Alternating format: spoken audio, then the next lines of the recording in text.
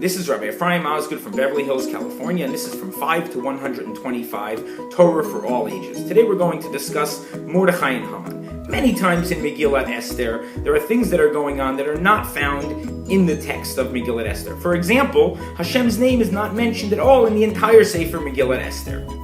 When it comes to Mordechai and Haman, if we look in Midrashim as well as other Sfarim, we're going to be able to find a lot more history of these two characters before Megillat Esther.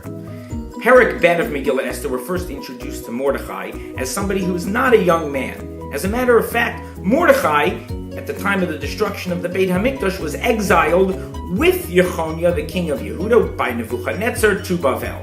Right. Last week, Daniel, Hananiah, Mishael, Azariah, they're all being exiled by Nebuchadnezzar. He knows talent when he sees it. The question we would ask then is, how does Mordechai end up back in Shushan if he was exiled from Yerushalayim to Bavel? We're going to find out that there was actually another step in between. In Sefer Ezra, right at the beginning, Perek Aleph, Koresh gives the Jews permission to begin work on rebuilding the Beit HaMikdash. He saw what happened to Belshazzar when he messed around with the Beit HaMikdash. He doesn't want to fall victim, and he gives the Jews permission. And in Perek Bet, we actually see Mordechai listed as one of the people going back to Yerushalayim from Bavel with Zerubbabel to begin work on the Beit HaMikdash. However, there are enemies of the Jewish people, the Shomronim, the Samaritans. They're a group of outsiders in Eretz Yisrael, brought in by Sancherev 100 years before the destruction of the Beit HaMikdash, when he mixed up the entire Middle East to lose everybody's sense of nationality. The Jewish people, of course, were the only ones who really did not. Anyway, in Perek Dalet, it's very, very interesting who writes the letter against the Jewish people.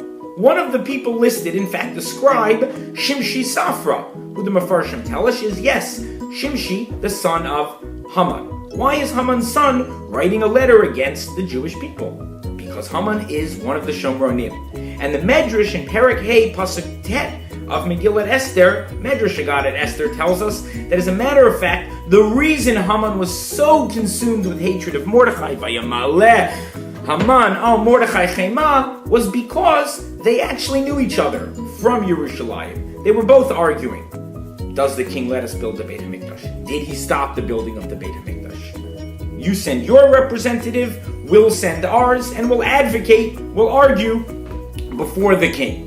And that's what Mordechai and Haman are doing in Shushan. The Medrash actually has a whole other story about while they're traveling and what happens to the two of them.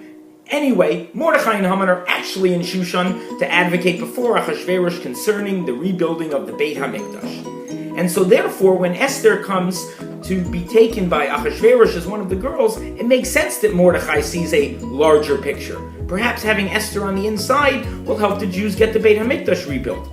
And the relationship does continue, because Esther is actually the one who reports Bigtan and Teresh trying to kill Achashverosh. Esther and Mordechai are going back and forth with different messengers. They do have a relationship. The Rishon LeZion, the Or HaChaim HaKadosh, points out that the reason Mordechai told Esther not to tell her nation, not to tell her heritage, was so that they could continue their relationship. It's only later, when Haman goes to kill the Jewish people, that Mordechai realizes perhaps Esther was put here for a different purpose, to save the Jewish people. And that's what he tells her. Who knows? Maybe you were put here in order to save the Jewish people.